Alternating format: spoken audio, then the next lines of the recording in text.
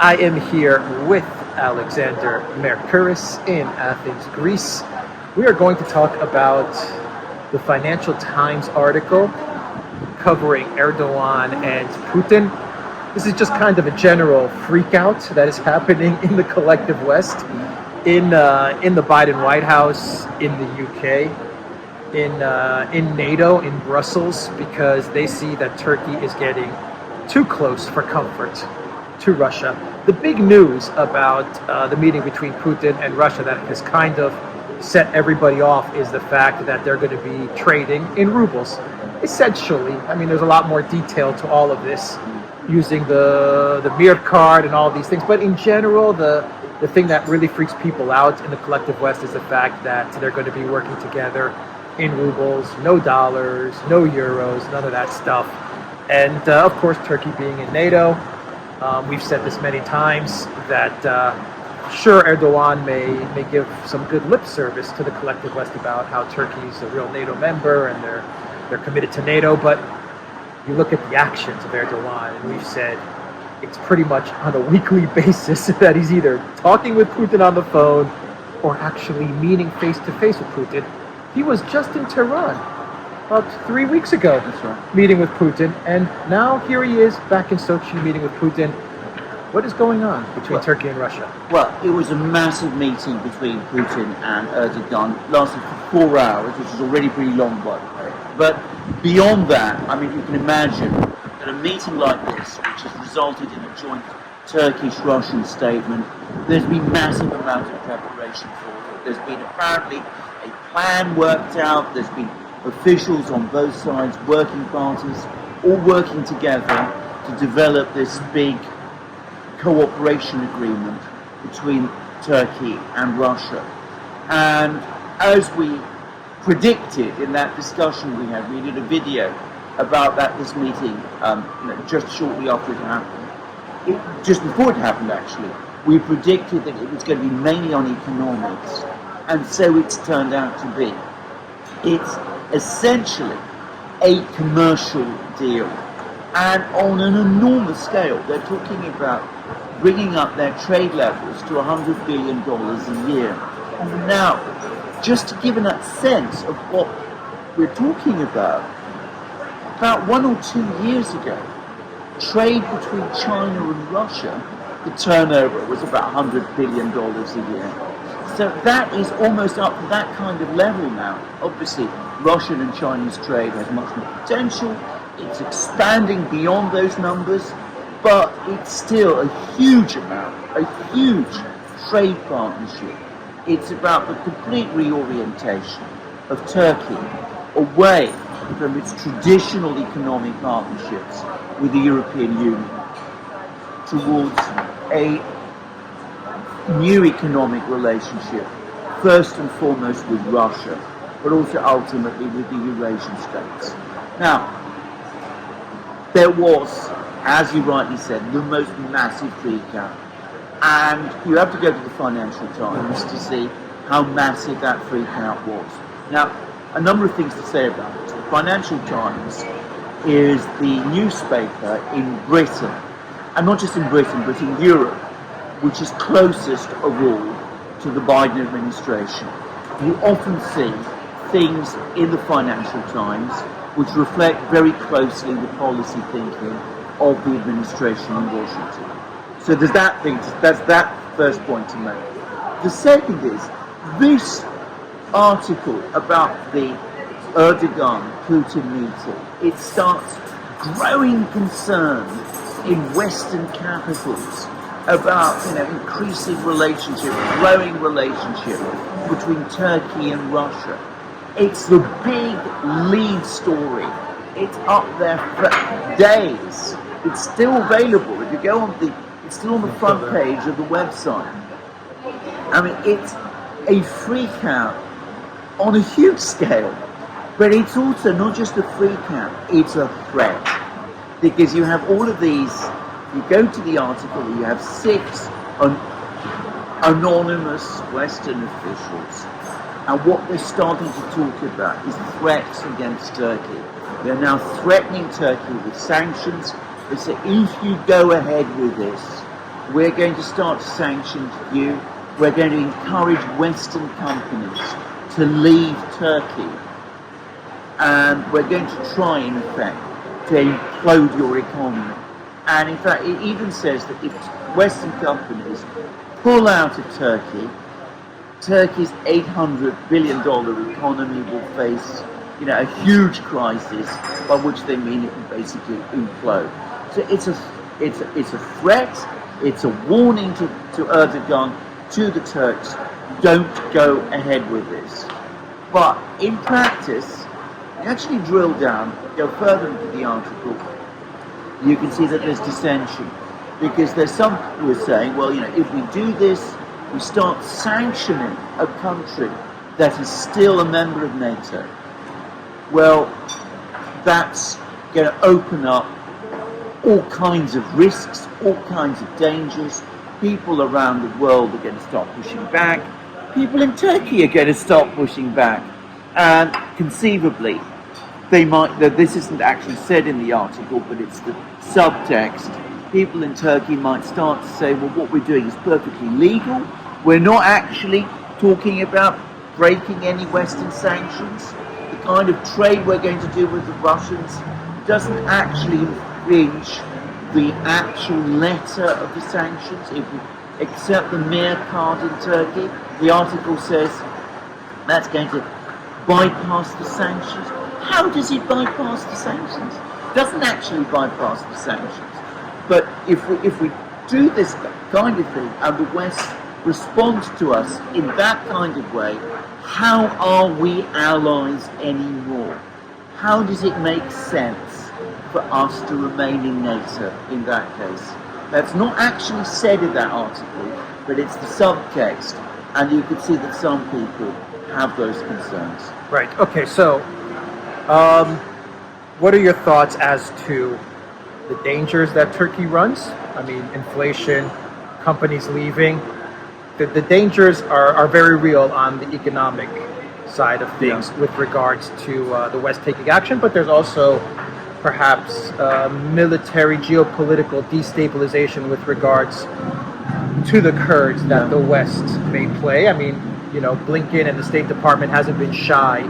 We saw it in Kosovo just recently with Serbia. They haven't been shy in trying to agitate in various regions to try and destabilize countries that they would like to destabilize. Nagorno-Karabakh, Azerbaijan, Armenia. So what are the risks that you see for Turkey if they continue to follow this route? What are the real risks? But also tell me, what are the cards that Turkey has up its sleeve? Because I can think of a couple. I can think of course, Incirlik Air Base and just their general geographic position. There's the Bosphorus and all of that they could play that card. There's the card to continue to move away from NATO and deepen their ties with China and Russia, BRICS, this fair world order, everything like that. But there's also another card that Turkey can play. There's a NATO, Finland, Sweden card. But I think there's an even bigger card that Erdogan could play, and that has to do with the migrants. He has 4 million migrants that, if he decided to release those refugees, migrants that are sitting in Turkey that he kind of has bottled up, if he decided to release them into Europe, it would be lights out for, I could think of half a dozen EU leaders. Like, I could see governments falling like dominoes if Erdogan decided to play that card. So what are the dangers now that face Erdogan in Turkey, and what are the cards that he has to play? Right. And did I miss anything? No, did I get it right? You didn't miss anything, actually. You summed it up very well. Let's talk about the dangers. Firstly, there's economic, and then there is political. The economic dangers, I think you've described them. I mean, Western companies pulling out of Turkey, an attempt to implode Turkish economy. But from a Western point of view, there is a high-risk strategy. And there's two reasons for that. Firstly, 30 years ago, if the West wanted to play that kind of game, there were no alternatives. The Turks had nowhere else to go. Now they do. They have the Russians, obviously, there's the Chinese, there's other countries. There's a risk that if all of these companies pull out of Turkey, Chinese, Russian companies will move in, take their place, And that could actually very rapidly consolidate Turkey's new economic realignments with the Eurasian powers, with China and Russia, and conceivably even to some extent, with the Central Asian states and even Iran. So that's a strategy, not without risks. The other is, of course, you could start to play, as you rightly said, the games, the political games. And of course you could try and use the Kurds. You could try and say, we're sympathetic to the Kurds in Syria, we are sympathetic to the Kurds in Turkey, we can start to encourage moves within Turkey by the Kurds there to cause trouble for the Turkish government. Now, trouble is, again, it's a high-risk strategy, because that will probably harden Turkish opposition to the West, because at that point the West will have basically exposed itself in many Turkish eyes as Turkey's enemy, courting what is essentially, promoting what is essentially an existential threat to Turkey itself. And on top of that, one senses that the Turks are already aware of this danger, because one of the things that happened during that meeting in Tehran 3 weeks ago, and also it appears in the latest Russian-Turkish statement, the Russians and the Turks talk about joint opposition to terrorism in Syria, because they're talking about different terrorists. The Russians talk about the jihadi fighters, the Turks talk about the Kurds. The Turks, Erdogan, has now come out openly and said that he wants the US forces to be pulled out of Syria. So what you can see is that as Erdogan realigns, or is taking Turkey economically eastward, he is also saying to the US, I don't want your troops close to my borders, because you're going to try and use the Kurdish card against me, and obviously I don't want to see that happen. So you can see that there is now a growing convergence of views between the Russians and the Turks about the US presence in Syria, because the Turks are starting to see that as a threat, as a danger to themselves, because of the extent to which the US has got too close, as the Turks see it, it's got too close to the Kurds. So it's a dangerous game that the US is trying to play with Turkey, both economic pressures, also political pressures, especially with the Kurds. It could easily, very easily backfire. Now, on the cards that Turkey has to play, you've named them very well. There's the geopolitical card, Turkey's strategic position, its powerful armed forces, its control over the Bosphorus, all of those things. That worries the United States. That's a great concern for the Pentagon. They don't want to lose that. They don't want to lose in Chile. They don't want to lose any of that, and they're worried about it. And of course, for the Europeans, what they're worried about is the migrant flows. Because, make no mistake about it, we have millions of people coming from Turkey into Europe. That is going to create a huge crisis, not just on the part of European publics against their governments, but between EU governments. I mean, Hungary, Poland, all of these will then be set against Germany, France, possibly, whichever. So this is, for the Europeans, the nightmare come true. So Erdogan has powerful cards to play, and one senses that this summit meeting in Sochi is in some ways the moment of decision. It's the inflection point. Erdogan has been tiptoeing between East and West. He's been playing the one off against the other. But now he's come closer than he's ever done up to this point in committing to one side against the other. I get the sense that his meetings with Biden have not gone well. I get the sense that he's becoming increasingly alienated from the Western camp.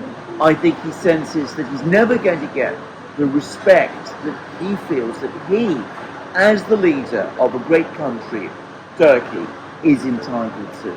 He gets it from the Russians.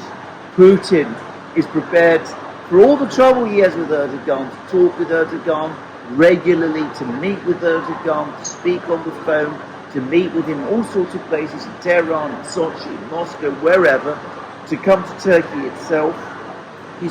And I think Erdogan is saying to himself, enough's enough.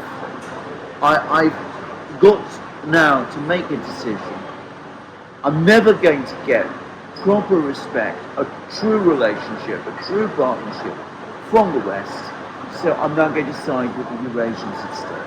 And I think that's where we've come to. So he's prepared to take the risks, and he knows that as he takes those risks, he's still got the cards he can play. He's right in a way. I mean, Yeah. he's been an EU candidate nation since what, 1987? That's all I think. Absolutely. So I mean, yeah. you know, he does have a point. Real quick, couple of minutes. This is going to be a very quick question. Should Greece? We're sitting in Athens, Greece, right now. Should Greece be worried if Erdogan takes this path, this course that you just described? Well, I think we should be worried because. Oh, and by the way, Greece is now an unfriendly nation to Russia. So exactly, absolutely. I mean, that is the point, because we've now got ourselves into a situation where the Russians, up to this point in time, have also been keeping a kind of balance between Turkey and Greece. You know, at a geopolitical level, they say, well, Turkey is the much bigger, more powerful country. It's strategically located. But our sentiments, our history, our long-standing feelings draw us to Greece. What happens is by committing to the Western side so strongly, which we have done in Greece, we've gone along with all the sanctions packages, we've expelled Russian diplomats, we've criticized Russia on Ukraine in the most, full-throated way. The Russians have made the same kind of calculation Erdogan has done with the West. Erdogan says, I'm no longer going to waste time with the West anymore. They're obviously unfriendly to me. And the Russians are saying to themselves, well, all of these feelings we have with the Greeks, they're not being reciprocated with practical action. Greece goes along with every single sanctions package. It supplies arms to Ukraine. It sides with our enemies against us. So it's an unfriendly country. We put aside whatever reservations we formerly had, and we side with Turkey. Now, that is a very dangerous combination for Greece, because, frankly, a Turkey with Russia behind it, well, maybe the Russians will continue to exercise a restraining influence. I hope so.